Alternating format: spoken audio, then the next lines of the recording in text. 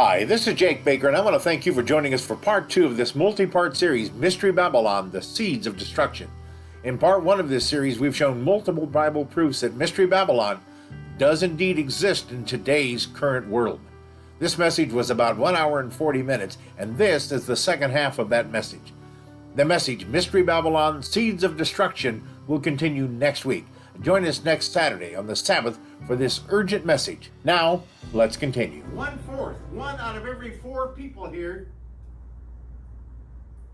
1 out of every 4 people here is not an American, or is here for a purpose. Do you think the Islamists have put all of these people in here because they love America? Do you think Ilhan Omar loves America? Ilhan Omar is here to destroy America. But then so are the people she worked with, like Nancy Pelosi and Chuck Schumer. Why? Because they hate Christian America. Why? Because it's the last impediment to what? Global governance. Why do they hate Trump so much? Because he saw global governance coming. And he said, not on my watch. But remember, it's not him they hate. It's you they hate. It's us. He is just our royal whipping boy. Remember in the old days, you couldn't spank a king or a prince who was going to be a king for 2 reasons. Number one, the law forbid it, but number two, you kind of don't want the prince who's going to become a king remembering back 20 years ago when you beat him. Yeah. So they had whipping boys. When you did something wrong, I beat him. Trump is our whipping boy. They beat him instead of us because they can. But now they've got BLM and now they've got Antifa. So now they're beating us too.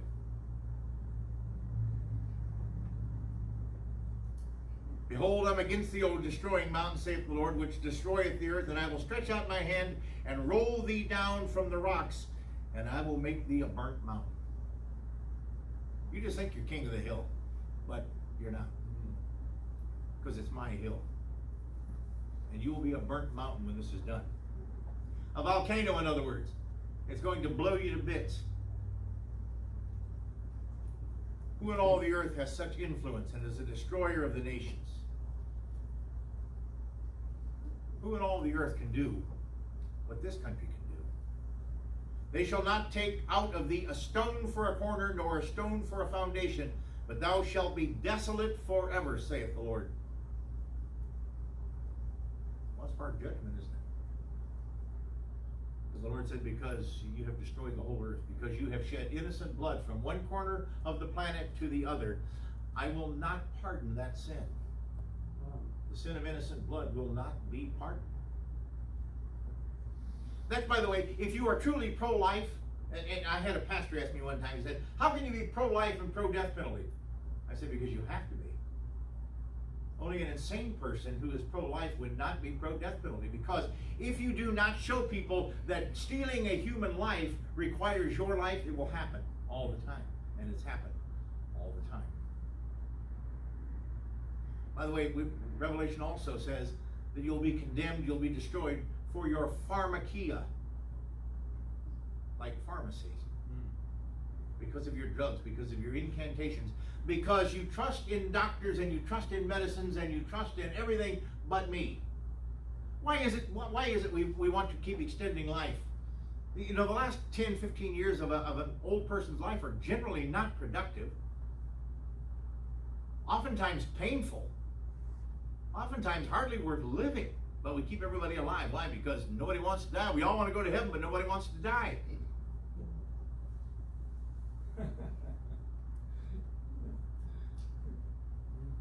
So now we try and live forever because we're no longer a Christian nation. So we have to stay alive because we don't know what's going on in the great beyond. Is it darkness? Is it light? We walk into a tunnel? What is it? Well, we as believers know what it is. We're going to the presence of Yahweh. But the world doesn't know that. And there are very few Christians left in the world. And very few Christians, by the way, left in America. Got a whole lot of religious folks. Set up a standard in the land, blow the trumpet among the nations, prepare the nations against her, call together the kingdoms of Ararat and Minni, appoint a captain against her, cause the horses to come up as the rough caterpillar. We're back to all of the nations of the Middle East. We're back to the fourth horseman, the green horse, the green flag of Islam. And it, by the way, is already galloping. Prepare against her the nations with the kings of the Medes, the captains thereof, and the rules thereof, and all of the land of his dominion. Who's the land of his dominion? The whole Middle East. And a good share of Europe, by the way. The Median Empire stretched across the globe, even into the Far East. Prepare against her the nations with the kings of the Medes. Medes are Persia. That's the Persian Empire. Remember, the Persian Empire spread across the globe. The land shall tremble for sorrow, and every purpose of the Lord shall be performed against Babylon, to make the land of Babylon a desolation without an inhabitant. Man, how many times does he have to say that? When I'm done, there ain't going to be anybody left there. It's gone. It's toast. It's finished. It will not rise again. Verse 30, the mighty men of Babylon have forborne to fight. They have remained in their holds. Their might hath failed. They have become as women. They have burned her dwelling places. Her bars are broken. All the defenses we thought we had, suddenly they disappear. The men have become weak. And Babylon shall become heaps, a dwelling place for dragons, and dragons is another word for demons. A dwelling place for dragons and astonishment, and a hissing without inhabitant. The sea has come up upon Babylon. She is covered with a multitude of waves thereof. The cities are a desolation, a dry land and a wilderness, a land wherein no man dwelleth, neither doth any son of man pass thereby. And he's really insistent upon this thing being empty, isn't he? I mean, ain't nothing left. And I will punish Bel in Babylon, and I will bring forth out of his mouth that which he hath swallowed up. Everything you have stolen, great, great, great nation, I'm giving back. I'm dragging it out of you. And the nation shall not flow together any more unto you. Yea, the wall of Babylon shall fall. Who is the great melting pot? Hasn't that always been our slogan? We're the great melting pot. Well, the nation shall no longer flow to you, it says. That's over. It's done. Why? Because you don't exist anymore. You're a desolation. My people, go ye out of the midst of her, and deliver ye every man his soul from the fierce anger of the Lord. When is that time coming? I don't know. I can't tell you. Are we at the end of time? I think we are. We are at that season. When it's going to be, I don't know. But I know it's coming because it's prophesied. This is going to happen. God doesn't lie and he doesn't make mistakes. He doesn't come back and just say, just kidding.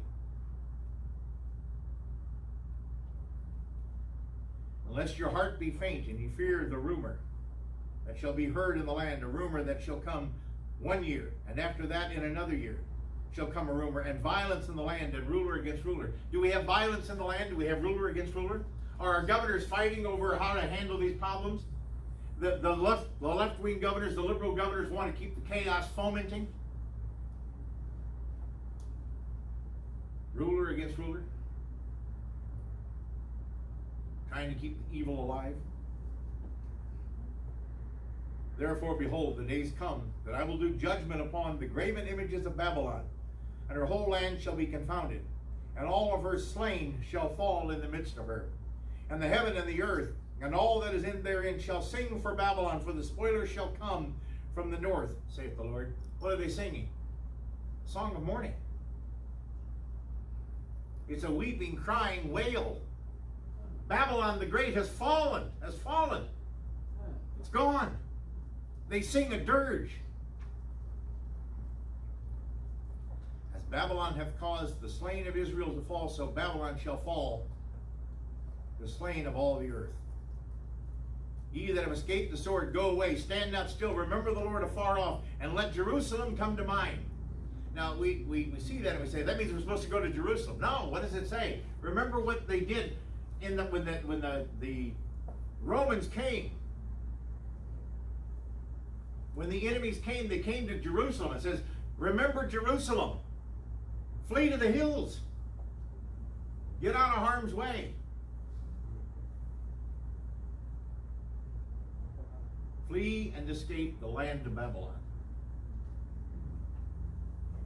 51, because we are confounded because we have heard a reproach. Shame hath covered our faces, for strangers are come into the sanctuaries of the Lord's house. I'm not even gonna, I've got something, but I'm gonna say it. The Lord's kind of checking my spirit now. I'm not going to go into what I was going to do. I'm not lost. I'm just stopping myself.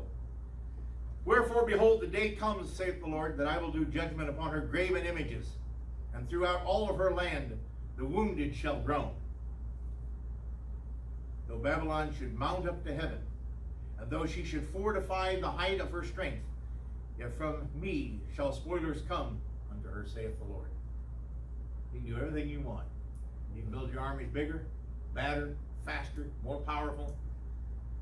But when I have designed to take you out, all of the weapons in the world won't do you any good. How much defense did we have against COVID-19? And that wasn't even bad. By the way, COVID-19 is very little more than flu. It has a 0.06% mortality rate. The common flu, well, not the common flu, a bad flu year has between a 0.06 and a 0.08 mortality rate. So why do we have all of this going on? Because they wanted to see how much fear they could put in our hearts. They wanted to see how far they could take us. Listen, you can go to a church and burn it to the ground, but you can't go there to worship and sing praises to God. That's illegal. You get COVID if you worship, but you don't get COVID if you go with the 100,000 people and burn places down. COVID's an atheist disease. It hates Christians. It must, because when you go to church, you get it. When you burn a church, you don't get it.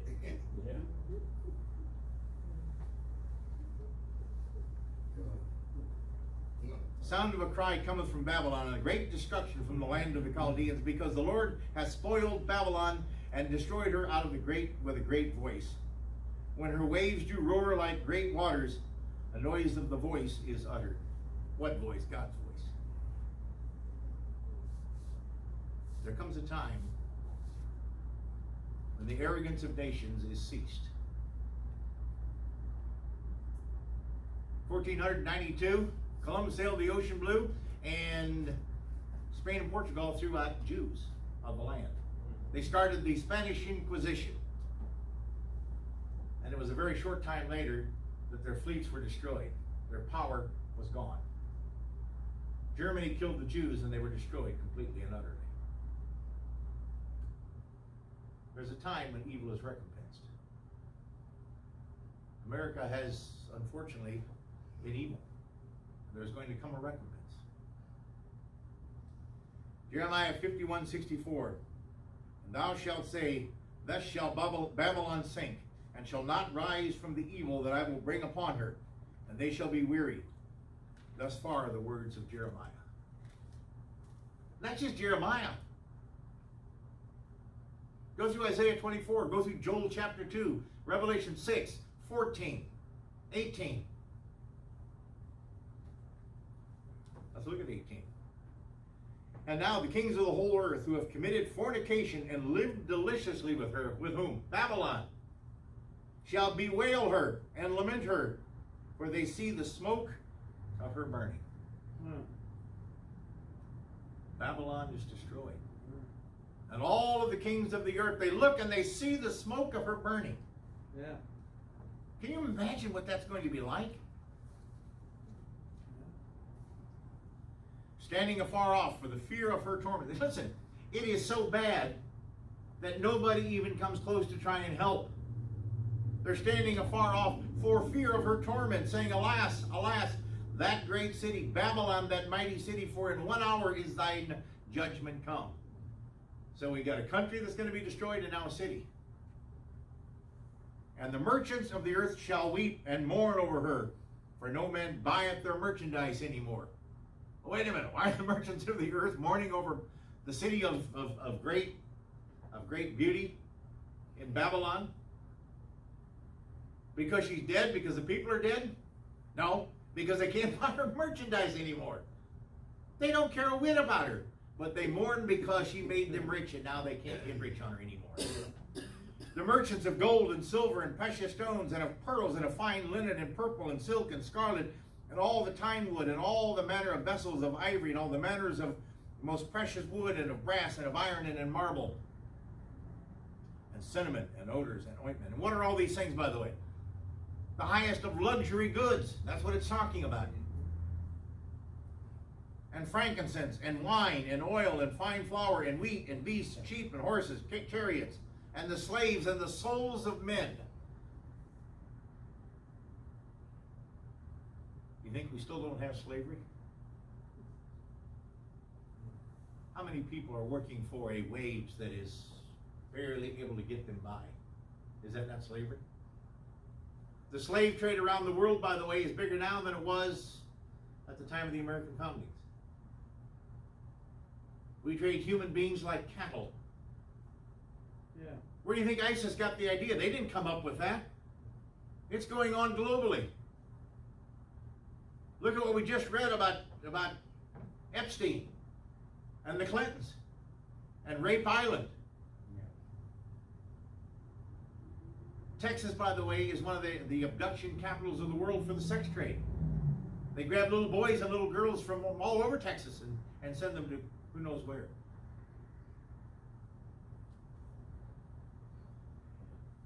The merchants of these things which made her rich, which were made rich by her, shall stand far off for the fear of her torment, weeping and wailing. Too scared to come close. They just stand back and weep and wail. Why? Because their money ticket is gone. Ticket to ride has ended. And saying, alas, alas, that great city that was clothed in fine linen, purple and scarlet, and decked with gold and precious stones and pearls.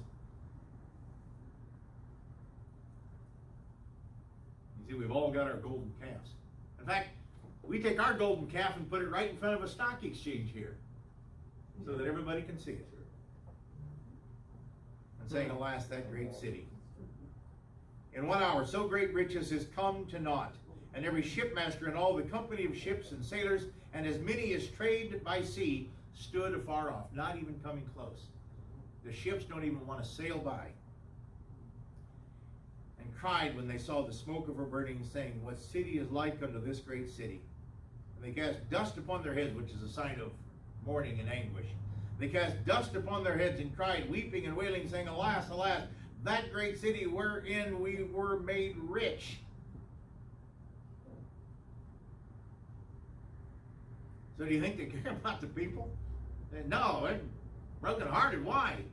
Because that city that made us rich is gone. Rejoice over her, thou heaven, and ye holy apostles and prophets, for God hath avenged you on her. And a mighty angel took up a stone like a great millstone and cast it into the sea, saying, thus with violence shall the great city Babylon be thrown down, and shall be found no more at all. You know, you read about these cities in archaeology that just disappeared. They're just gone. They're there one day and then they're gone. You wonder what in the world happened to them. Well, I'll try an entire country. But they will know. Because for 1,000 years they're going to sail by and hiss at the plagues of Babylon that was destroyed. And Mark says, now brother shall betray brother to death, and father the son, and children shall rise up against their parents, and shall cause them to be put to death.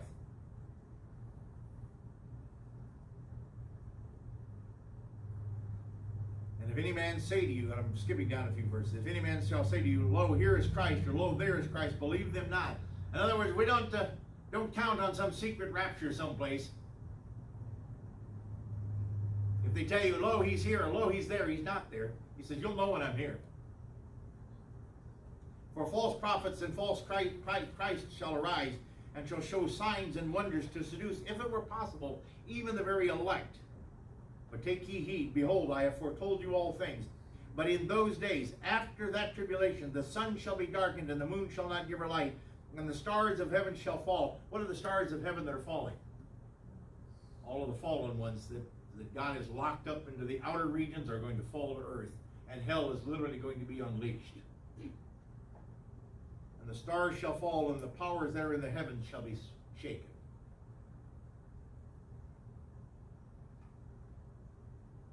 Rebellion is nothing new. We've had rebellion for a very long time. Look, Cain and Abel, perfect example. Why was Cain's offering not acceptable when Abel's was? Rebellion. What has to happen? Abel comes with a blood offering. Cain comes with a wave offering.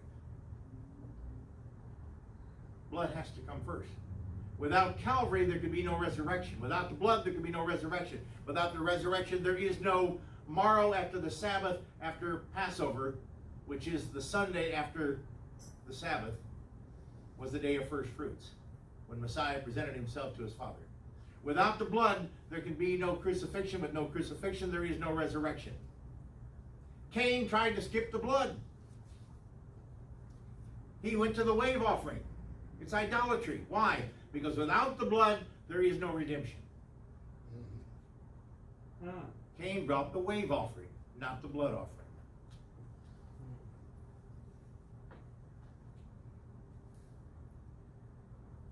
We have churches all over America that have skipped the blood. How many churches across America don't even preach Christ anymore, let alone the blood? Right. Let alone hellfire and damnation, let alone eternity. We don't preach the blood, therefore there is no justification, which means there is no call to sanctification. Why? Because we like living like hell and hoping to attain to heaven. Yep. Without the blood, there is no justification. Manasseh, he built temples and idols all over the land to worship a false god, to worship at strange fires, as the King James says. Have we not done the same? We have churches that don't preach Jesus. They don't preach Yeshua. They don't preach the cross. They don't preach the blood. They don't preach everlasting torment. They don't preach everlasting eternity in heaven. They give nice little homilies. That is idolatry. We have idolatrous temples. Temples to a strange god, a strange fire on corner after corner after corner after corner. And we say, well, yes, but we're America. We're a Christian nation. No, we're not. We built pagan temples all over the land and called them churches. Because we tried to go to the wave offering without the blood offering.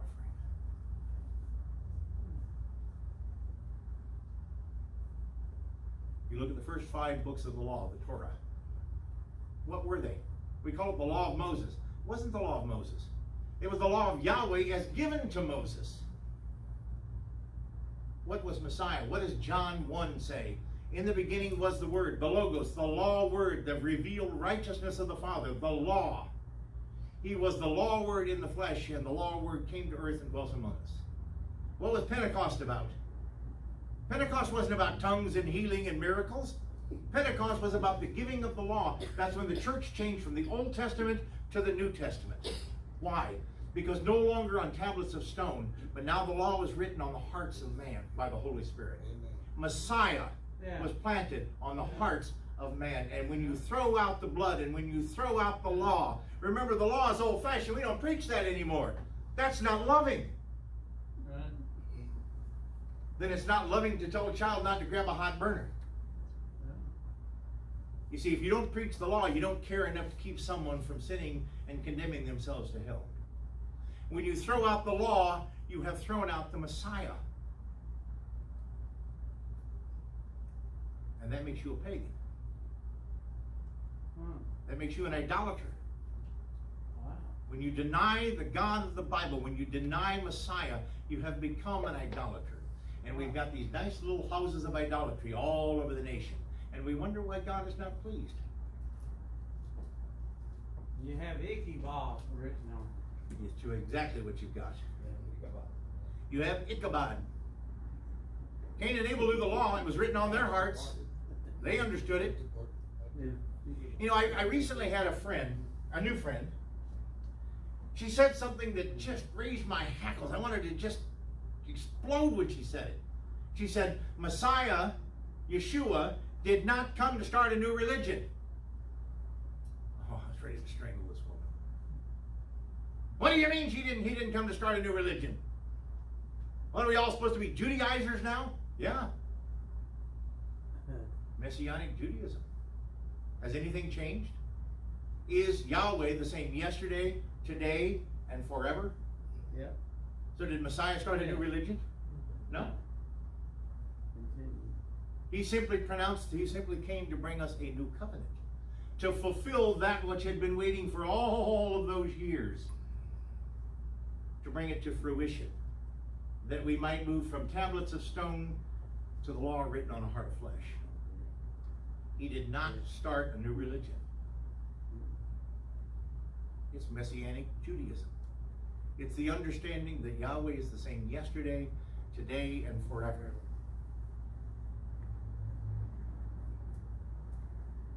There is much more I could say, but for the sake of our anatomical pleasures, we will perhaps divide this message into a couple of messages, because I'm really just getting warmed up. I feel like I'm a Pharisee all of a sudden, but they think they'll be heard for their much speaking. But it's not about much speaking. It's about the truth that the church doesn't understand anymore. There is an eternal hell. Yes. There is judgment. Yes. Sin has consequences. They- We know in science, in physics, for every action there is an equal and opposite reaction. It's a general theory. When you drop a silver ball on one end, it hits the rack, the silver ball on the other end flies up, right? For every action, there's an equal and opposite reaction. It was true in the spirit long before it was ever true in the physical world, because it is a principle from all eternity. Actions have consequences. Righteousness has righteous consequences. Unrighteousness has unrighteous consequences. As I said last week, I don't know if President Trump is saved or unsaved. Some of his close friends say he is saved. I'll take their word for it. But I can tell you this: when you rule from a righteous position, righteous results come out of it. When you rule from an unrighteous position, unrighteous things come out of it.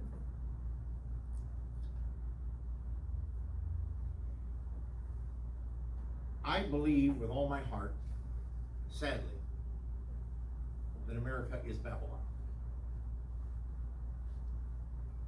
We cannot change the fate of Babylon, but we can change the time. Abraham bargained with God all the way down to 10. If he hadn't gotten embarrassed and quit, he might have gotten even lower.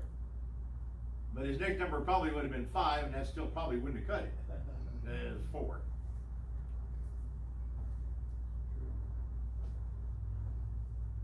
Folks, we desperately, desperately, desperately need revival.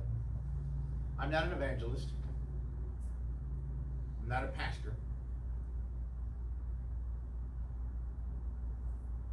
I believe I've been called to beg for revival in all of us. Listen, we can't promise you America, we can't promise you the state, we can't promise you the county or the city, but I can promise you, you.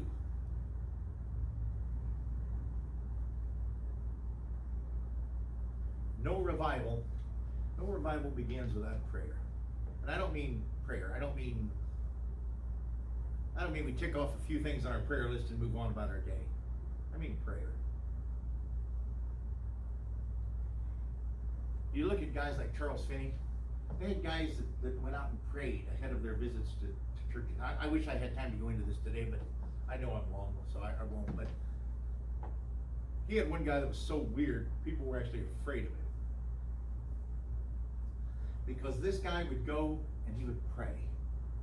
And he would groan in prayer. He would travail in prayer. He would go to a basement room and lay there for days. Groaning, rolling, pleading for God, shouting to the heavens.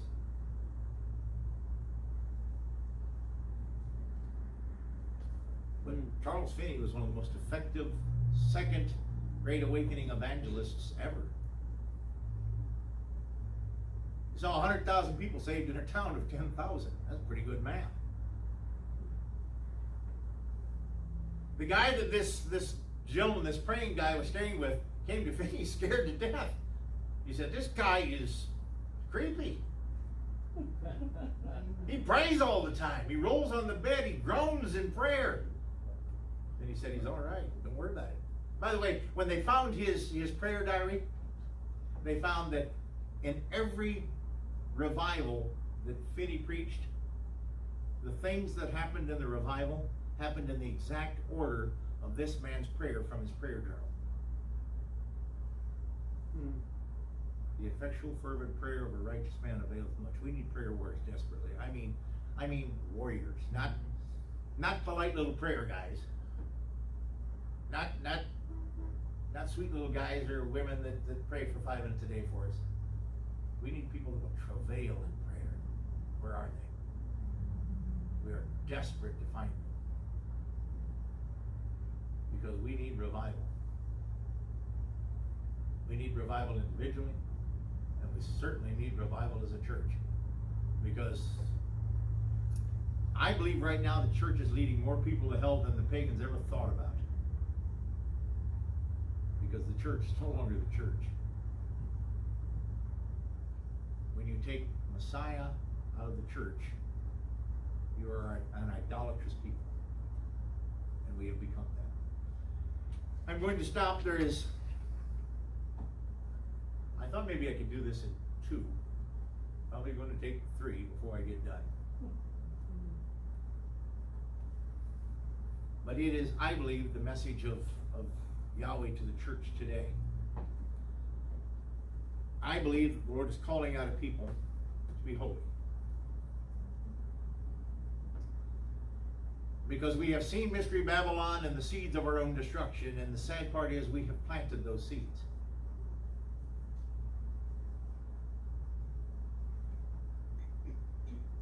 And at this point in time, yes, I know we've all got jobs to do, and we've got things we have to do to keep a roof over our head and food on our table. But my life has changed. Everything else I do because it's necessary. This I do because I'm driven to it. I'm compelled. I unfortunately could not stop if I tried. When God puts an ember in you, it burns. You can't stop it. Pastor Lopez was called. There's an ember in his belly. He couldn't put it out if he wanted to. Because he's been called. This is that fire that has to be kindled now. Brother Patrick's been called. He can't stop it. Brother James has been called. He can't stop it. His heart of compassion is moved every time he sees one of these people out here. He can't stop it. Lunatic. Can't go to a restaurant with this guy without him telling somebody about God. Hallelujah. Huh? Jesus freak. Woo! Isn't that wonderful? Isn't that wonderful that your condemnation would be, when we were running a lot of crews in construction, people would always say, well, the bakers are great people to work for if you don't mind hearing about Jesus all the time. Well, if that's my worst condemnation, I'll accept it. Bless you. We are at the time, unfortunately, of the end. Things are not going to be for us like they were for our parents, or their parents, or their parents. We are going to see changes that we cannot imagine. We're going to see violence we cannot imagine. We are at the end of all things. So, there will probably come a time when the Lord is going to call his people out and say, flee and escape the land of Babylon. I don't know when that is. I'm not a prophet. I can't tell you the day and the hour that the Lord is going to come. The Hebrew prophets going through Germany could not tell them the day and the hour that Hitler was going to announce on the 9th of Av that the Jews were to be slaughtered. But they told her it was coming. And it's coming. Let us pray that the Lord will tweak our ears, tweak our senses, make us keen to hear his voice. Father, in the name of your Son, Yeshua, we come to you and we ask, Lord, that in all things we would look to you. That while you are a destroyer of Babylon, you are a lover of your people. And that while we don't always deserve it, you still always love us. Your watch care is eternal. For Israel, after all of these years, after all of these decades, your heart, your eye is still on your people. We are your people, Lord. We ask that your heart and your eyes be upon us, that we might look toward you, not because we're worthy, but because you first loved us. Now we can love you. Father, we thank you for all you do. We ask you for strength and wisdom in these terrible, terrible times to come, that we might represent you, your glory, your honor, your power in our lives. That even those of us who are not evangelists reach people with the way we live, how we conduct our lives. In Yeshua's name, amen.